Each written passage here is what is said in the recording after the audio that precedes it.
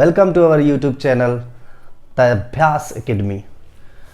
जैसा कि पिछले वीडियो में हम लोग इलेक्ट्रोफिलिक सब्स्टिट्यूशन रिएक्शन बेंजीन की रिंग में पढ़े थे, अब क्या बेंजीन की रिंग में कोई सब्स्टिट्यूएंट ऐड हो जाए तो उस पर रेट पे क्या प्रभाव पड़ेगा या उनके पोजीशंस के पे क्या प्रभाव पड़ेगा कि किस तरीके से कहाँ अटैक होगा, उसके बारे में आज स्टडी करेंगे।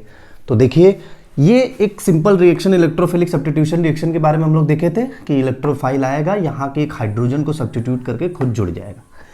पर अब हम लोग पे एक आया बात कि भैया अगर ऑलरेडी यहाँ कोई ग्रुप जुड़ा हुआ है, जी मतलब कोई भी एक ग्रुप जुड़ा हुआ है, तो इलेक्ट्रोफाइल आएगा तो कहाँ अटैक करेगा, यहाँ यहाँ यहाँ यहाँ किस तरीके से। भाई इसको क्या बोलेंगे, इसके सापेक्ष में ये आर्थो है, ये मेटा है, ये पैरा है, ये मेटा है और ये ऑर्थो है।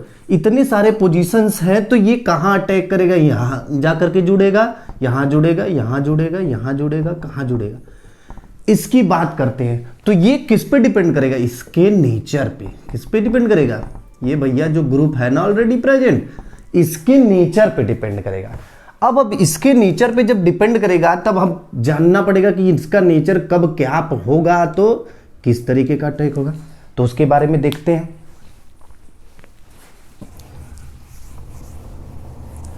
तो ये जो ग्रुप है, ये दो तरीके के ग्रुप होते हैं। पहला है आपको पढ़ना एक्टिवेटिंग ग्रुप।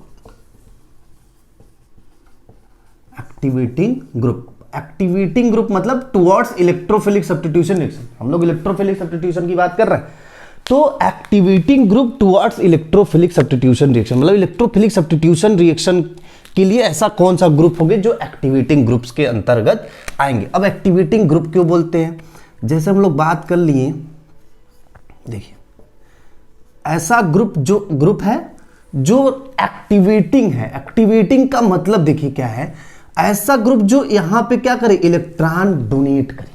यहां से क्या करे मतलब सिस्टम, ये जो रिंग सिस्टम है, यहां पे क्या करे, इलेक्ट्रॉन्स की डेंसिटी को इंक्रीज करे। क्या करे भैया, इलेक्ट्रॉन की डेंसिटी को इंक्रीज करे। क्यों इंक्रीज करेगा तो एक्टिवेट होगा। जो इलेक्ट्रोफाइल आ रहा है, हम लोग चर्चा किए थे ना कि इलेक्ट्रोफाइल क्या होता है, इलेक्ट्रॉन लवर होता है। क्या होता है, इलेक्ट्रॉन को चाहने वाला है भैया। अब इलेक्ट्रॉन को जब चाहने वाला है तो इसको तो वहां जाने की कोशिश ज्यादा तेजी से करेगा जहां इलेक्ट्रॉन क्या हो, ज्यादा हो। तो जब ये ग्रुप ऐसा होगा जो इलेक्ट्रॉन डेंसिटी को इस रिंग में क्या करेगा, इंक्रीज कर देगा, इसका मतलब क्या है कि जो रिंग है वो कैसा हो गया, एक्टिवेट हो गया। किसके प्रति, इलेक्ट्रोफिलिक सब्स्टिट्यूशन रिएक्शन के प्रति। अब इसमें कौन कौन से तरीके के ग्रुप आते हैं, जैसे कुछ एग्जांपल्स देख लेते हैं कि किस तरीके कौन कौन से ग्रुप आएंगे एक्टिवेटिंग ग्रुप में। जैसे हो गया NH2, NR2, NHR, OH, CHO, ठीक है। इस तरीके के ग्रुप आते हैं इसके अंतर्गत, ठीक है। यहां पे CH3 भी होता है, CH3 ग्रुप। ये सब क्या करेंगे, रिंग सिस्टम में इलेक्ट्रॉन डेंसिटी को इंक्रीज करेंगे। इलेक्ट्रॉन डेंसिटी को इंक्रीज जब करेंगे तो क्या हो जाएगा, एक्टिवेट हो जाएगा। वो रिंग सिस्टम जो है वो एक्टिवेट हो जाएगा किसके प्रति, इलेक्ट्रोफिलिक सब्स्टिट्यूशन रिएक्शन करने के। मतलब उसकी स्पीड जो है, रेट क्या होगी, बढ़ जाएगी। अगर कोई भी एक्टिवेटिंग ग्रुप इन सब सारे ग्रुप में से कोई लगा हुआ है तो वो क्या करेगा, इलेक्ट्रॉन डेंसिटी को इंक्रीज करेगा और वो रिंग जो है एक्टिवेट हो जाएगा टुवर्ड्स इलेक्ट्रोफिलिक सब्स्टिट्यूशन रिएक्शन। देखिए एक एग्जांपल लेकर के हम लोग समझते हैं। चलिए भैया ये देखिए बना दिए हम लोग एक, चलिए NH2 ले लेते हैं, OH NH2 कुछ भी ले लेते हैं। इसका नाम क्या होगा, एनिलीन। ये एनिलीन है। अब इसका रिएक्शन हम लोग इलेक्ट्रोफिलिक सब्स्टिट्यूशन। अब देखिए हम कहेंगे, अब आपको एक चीज बताने जा रहे हैं कि ये इलेक्ट्रोफाइल अगर इस तरीके से जो एक्टिवेटिंग ग्रुप बनाए हैं, अभी एक्टिवेटिंग ग्रुप अगर है तो वो हमेशा ऑर्थो पर या पैरा पर अटैक करेगा। कहां अटैक करेगा, ऑर्थो या पैरा डायरेक्टर। ये जो ग्रुप है भैया ना, ये NH2, ये कहां कैसा डायरेक्टर्स है, आर्थो और पैरा। मतलब आने वाले जो ग्रुप है उसको कहां डायरेक्ट करेगा कि भैया आप आर्थो या पैरा पर जाइए, मेटा पर नहीं जाएगा। अब ऐसा क्यों होता है कि मेटा पे नहीं जाएगा? चलिए हम लोग देखते हैं एनिलीन का रेजोनेटिंग स्ट्रक्चर। जैसे ये एनिलीन है NH2, ये है भैया एनिलीन है। अब इसका रेजोनेटिंग स्ट्रक्चर अगर हम लोग बनाएं, ये देखिए यहां बॉन्ड टूटेगा, ये यहां बॉन्ड ब्रेक होगा, तो इस पे क्या आएगा? नेगेटिव चार्ज, ये एज सच बॉन्ड रहेगा, डबल बॉन्ड एंड। अब यहाँ पे क्या आ जाएगा? Positive charge. ठीक है, यहाँ का इलेक्ट्रॉन कम हुआ तो पॉजिटिव चार्ज। अब ये इसका रेजोनेटिंग स्ट्रक्चर एक और, यहाँ ये यहाँ टूटेगा तो नेगेटिव चार्ज कहाँ आ जाएगा? इस पोजीशन पे आ जाएगा, और ये NH2 प्लस है। ठीक है, इस तरीके से एक और रेजोनेटिंग स्ट्रक्चर देखिए, ये यहाँ ब्रेक होगा और ये नेगेटिव चार्ज यहाँ आ जाएगा, ये NH2 प्लस। ठीक है, तो अगर हम लोग रेजोनेटिंग स्ट्रक्चर को ध्यान से देखें तो जो नेगेटिव चार्ज आ रहा है वो कहाँ आ रहा है? आर्थो और पैरा पर। और नेगेटिव चार्ज मतलब होता है इलेक्ट्रॉन।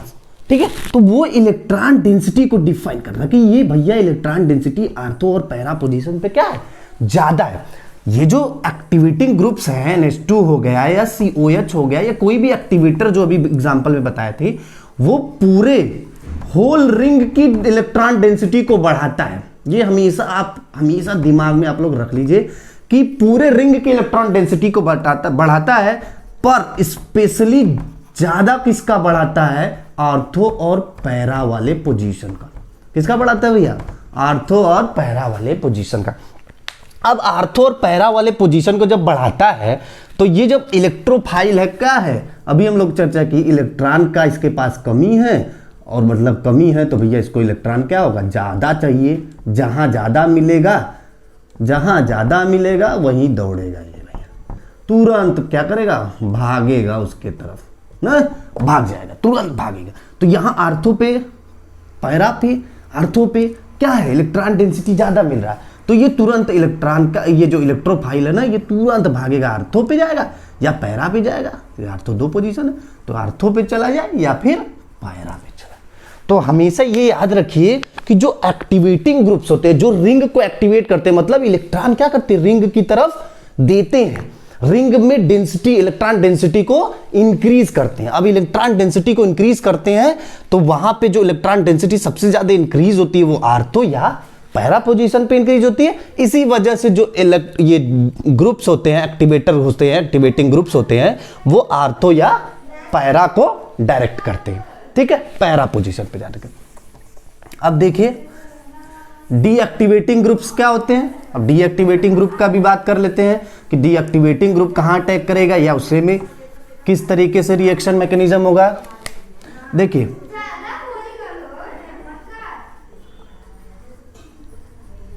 डीएक्टिवेटिंग ग्रुप्स, ठीक है, डीएक्टिवेटिंग ग्रुप। अब डीएक्टिवेटिंग ग्रुप्स क्या है?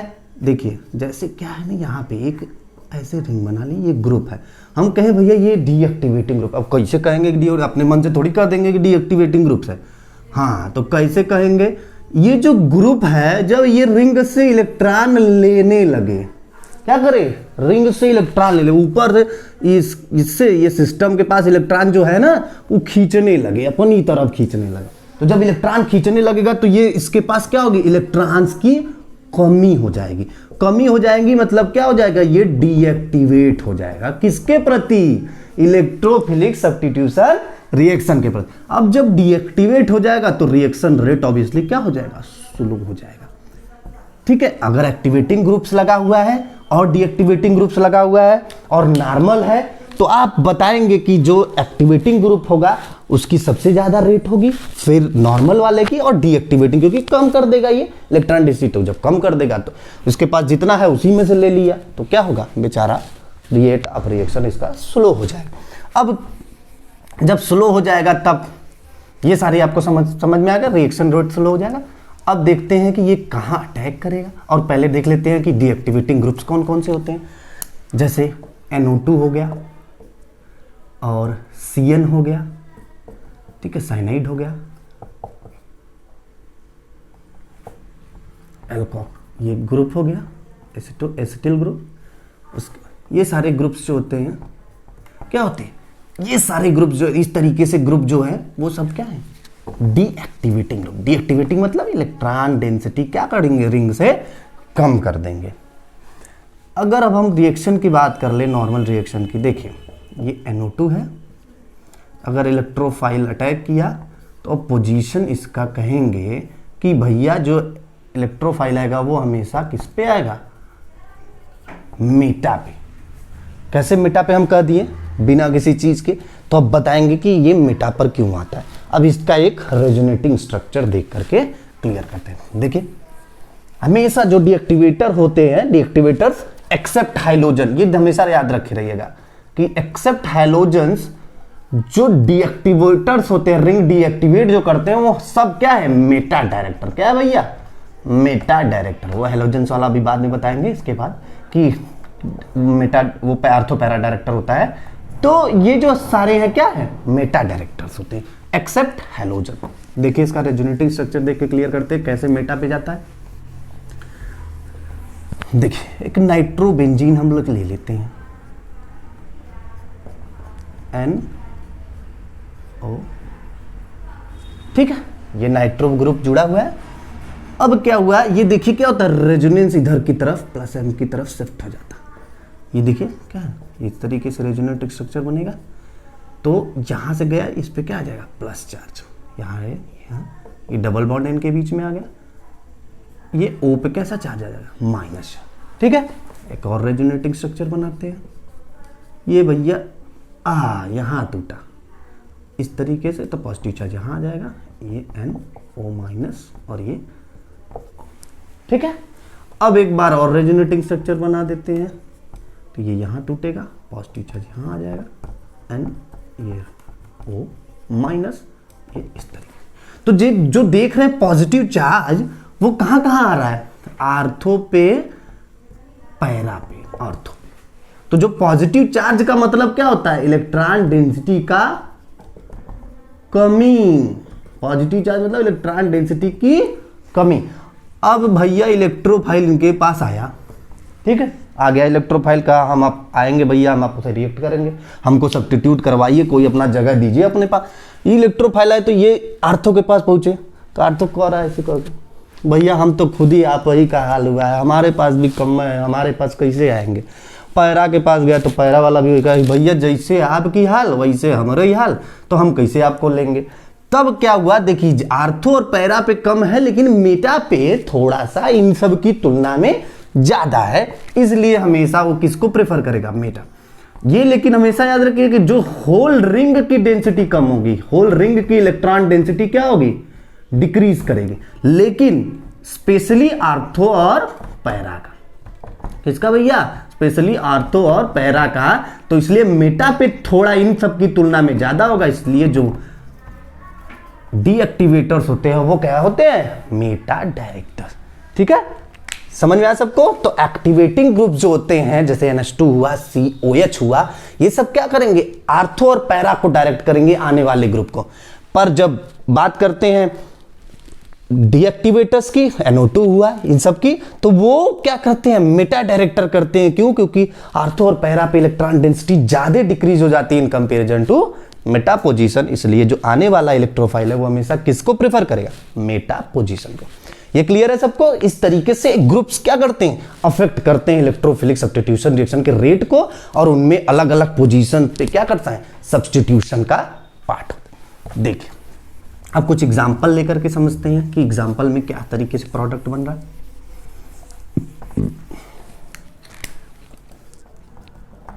जैसे एक रिएक्शन ले लेते हैं, ये भैया है CH3, इसका नाम क्या है, टॉलुवीन।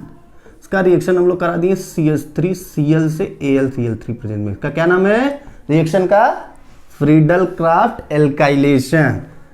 जी हाँ, फ्रीडल क्राफ्ट एल्काइलेशन। यह CH3 यहाँ ऑलरेडी था, कहा कि ये CH3 कैसा है, अभी पीछे बताया, आर्थो और पैरा डायरेक्टर। तो आर्थो पे और पैरा पे आकर के जुड़ जाएगा। इसका नाम क्या होगा, आर्थोजाइलिन इसको बोलते हैं, आप नॉर्मल नेम इसका बोलते हैं। और आप अगर वो बनाएंगे तो आप यहाँ से देख लेंगे, आर्थोमिथाइल टॉलुवीन भी बोल सकते हैं। ठीक है, ये क्या है, पैराजाइलिन।